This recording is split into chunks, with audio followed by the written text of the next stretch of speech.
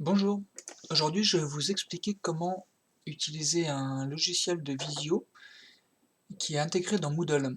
En effet, vous êtes plusieurs à avoir testé des visios et certains d'entre vous ont vu qu'il y avait des problèmes avec les logiciels du CNED ou la solution Jitsi Meet par exemple qui ont des problèmes de sécurité sur le fait que si vous donnez le lien, n'importe quel élève peut se connecter.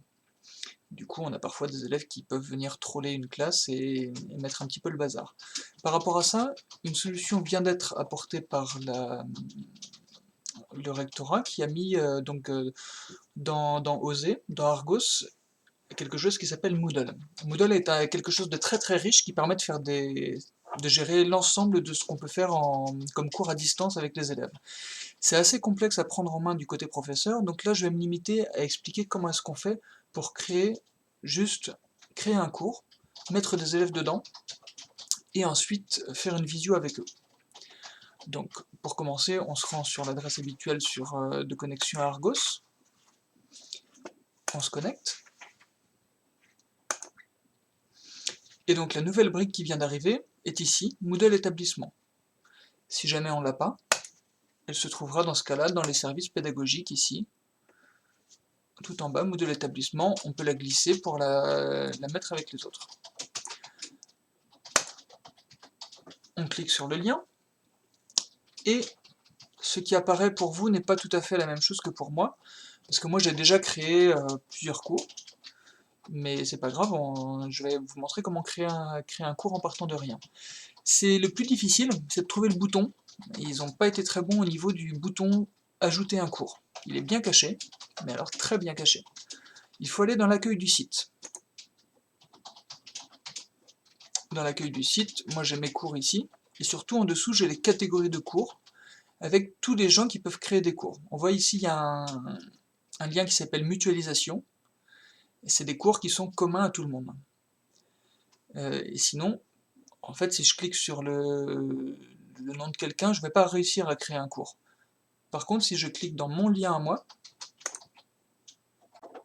ça c'est mon espace, et là j'ai le bouton, enfin, ajouter un cours.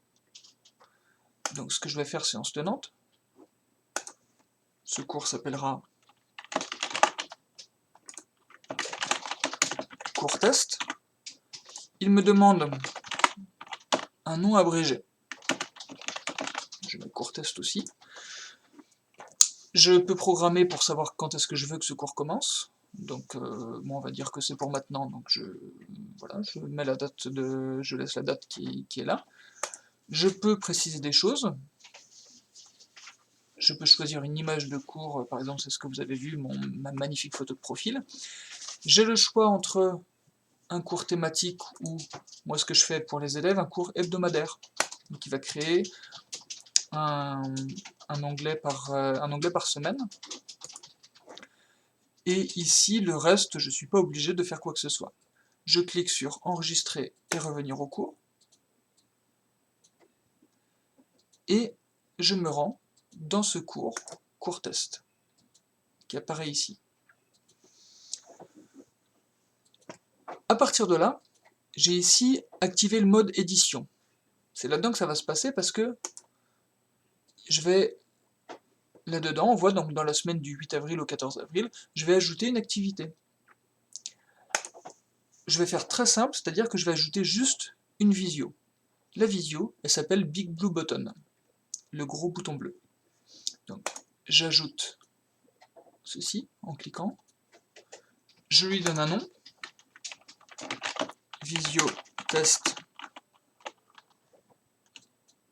avec élève, j'ai mis n'importe quoi, et j'ai tout un tas de paramètres. Alors c'est là que c'est un petit peu complexe. Ici le message d'accueil, voilà, très bien.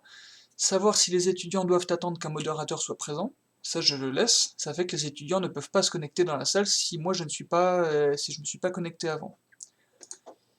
Ici, log settings, c'est pour, par défaut, leur enlever la webcam, les micros, les discussions privées, les discussions publiques, les notes partagées, tout plein de choses. Ici, je mets rien, mais on peut paramétrer comme on veut. Sachant qu'ensuite, ça, on a la main, pendant la visio, évidemment, pour changer ces paramètres-là, pour mettre ou enlever les webcams quand on veut. Ici, on me parle de participants, donc je peux éventuellement inscrire un collègue en plus qui soit comme modérateur aussi. Mais on va voir que pour le moment, il y a un problème. J'ai pas encore mis de participants dans mon cours. Et planification de session, si je sélectionne ceci, ça veut dire que ma visio sera active que de telle heure à telle heure. Si je veux qu'elle soit disponible uniquement, par exemple, demain, le 9, de 11h à midi, je vais sélectionner les deux. Elle va commencer, si les élèves arrivent avant 11h, ils pourront strictement rien faire, et une fois qu'il sera midi, ça va se fermer tout seul. Donc je peux régler ça. Le reste, je crois qu'il n'y a rien de spécial à faire. Voilà, je fais enregistrer et revenir au cours. On voit donc que dans mon cours, j'ai visiotest avec élèves. Ici, si j'ai ajouté d'autres activités, d'autres ressources, des documents pour les élèves, etc., on voit que je peux les réorganiser, comme ça. Mais pour le moment, on va se simplifier la vie, je vais quitter le mode édition et m'arrêter là. J'ai juste une visiotest avec élèves. Ce qui manque, c'est que je suis tout seul. Ce cours, il n'y a personne qui est inscrit. Donc il faut que j'aille à gauche dans le menu participants, et c'est là-dedans que je vais inscrire des utilisateurs. Pour ça, j'ai plusieurs moyens. Soit je les recherche nominativement, par exemple si je veux inscrire un collègue, je peux rechercher ce collègue et l'inscrire comme enseignant, éditeur ou non éditeur, donc il aura plus ou moins de droits sur le cours. Hop, c'est fait, je vois qu'il apparaît en dessous, et je peux aussi inscrire des élèves. Pour les élèves, le mieux c'est de chercher des cohortes. Donc ici on voit, il y a sélectionner des cohortes, donc je vais pouvoir inscrire toute une classe. Par exemple, ma classe de 3ème B, je les inscris en tant qu'élèves cette fois-ci. Pas se tromper. Voici, 27 utilisateurs inscrits. On voit que j'ai tous mes élèves qui sont inscrits. Le gros avantage de ça, c'est que maintenant, si je retourne dans ma visio, ici, demain à 11h, on voit que pour le moment ici, cette conférence n'a pas encore démarré. L'accès sera ouvert demain à 11h et fermé demain à midi. Mais demain à 11h, il n'y a que les élèves de 3ème B qui pourront se connecter. Et ces élèves, ils n'auront pas à avoir un autre code, j'aurai pas à leur donner un lien. Eux, ils vont passer par Argos, ils vont cliquer sur Moodle établissement, ils sont inscrits à un cours qui s'appelle cours test. Donc là, ils ont vu, tiens, je suis inscrit à un cours qui s'appelle cours test. Dans ce cours test, ils auront le même bouton que moi, ils cliqueront sur visiotest avec élèves, et ils se connecteront. Donc, ce qui reste à montrer, c'est comment ça se passe ensuite une fois que la visio est commencée. Donc ici, je vais, vous voyez qu'ici, en activant le mode édition, je peux retourner dans les paramètres, et je vais enlever la planification de session pour pouvoir entrer dans la session. Donc j'enlève la planification, ce qui fait que la visio est toujours disponible, quel que soit l'instant. Je quitte le mode édition, je vais dans ma visio, et il me propose, la salle de conférence est prête, vous pouvez rejoindre la session. J'entre donc dans la session. Le problème, c'est qu'on va manquer d'élèves, forcément. Aucun élève n'est là. Mais néanmoins, ça va fonctionner donc sensiblement comme la classe virtuelle du CNED. J'ai ici, je vais me mettre en écoute seule puisque la seule personne dans cette conférence. Je suis la seule personne dans cette conférence, comme me dit la dame. J'ai par défaut une présentation sur laquelle je peux, ici avec les outils, je peux dessiner. Donc par exemple, si j'ai la bonne idée d'avoir une tablette graphique, ça va me permettre d'écrire un message.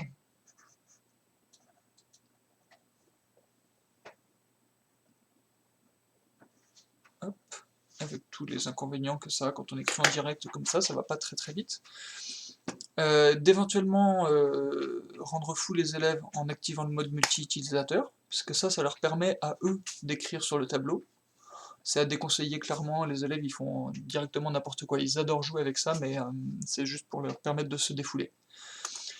Et voilà, d'écrire du texte, de changer de diapositive ici, pour passer à la diapositive suivante.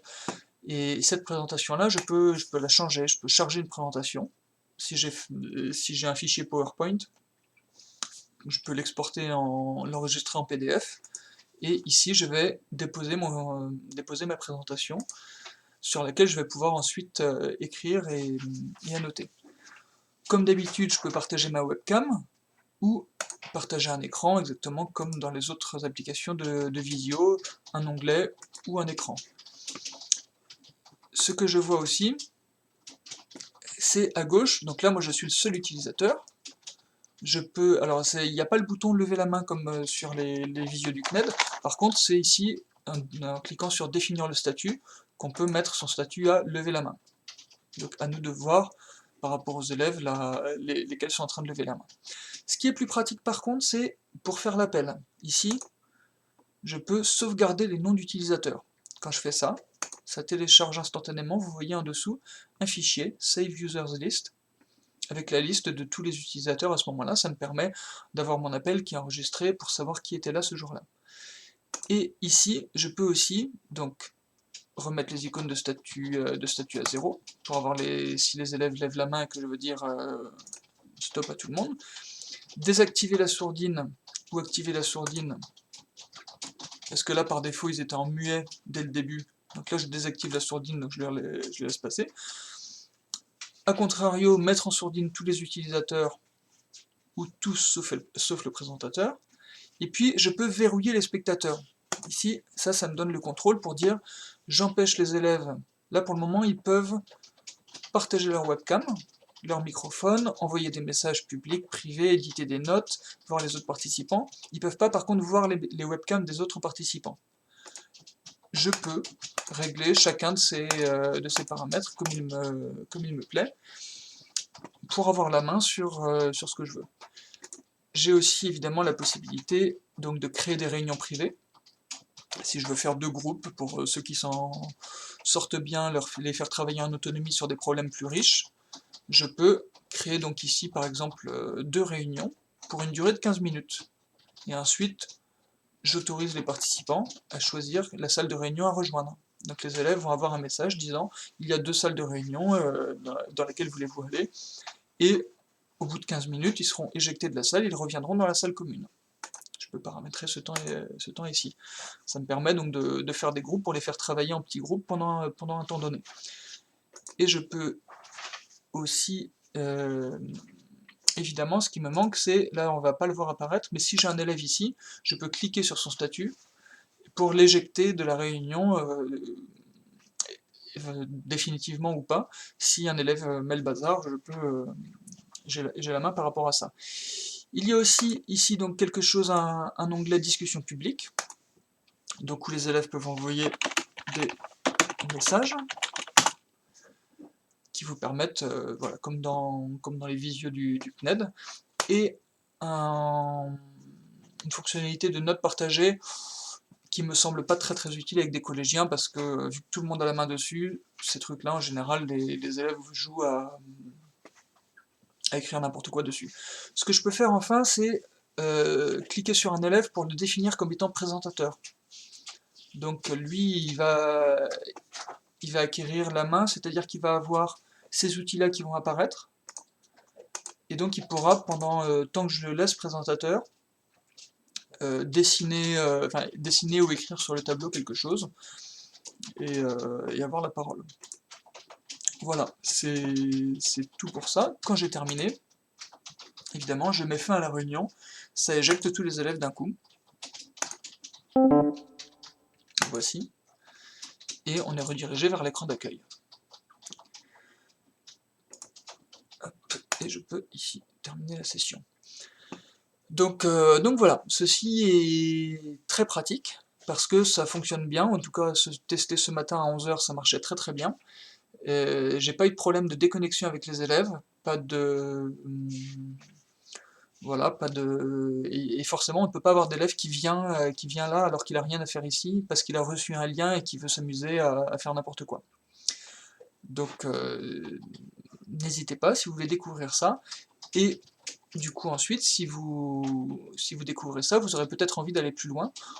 Ça peut être un endroit pour les élèves, pour leur passer des documents. On peut créer des forums, on peut créer tout plein de choses. Si vous avez envie, je vous referai une autre vidéo plus tard sur ce thème.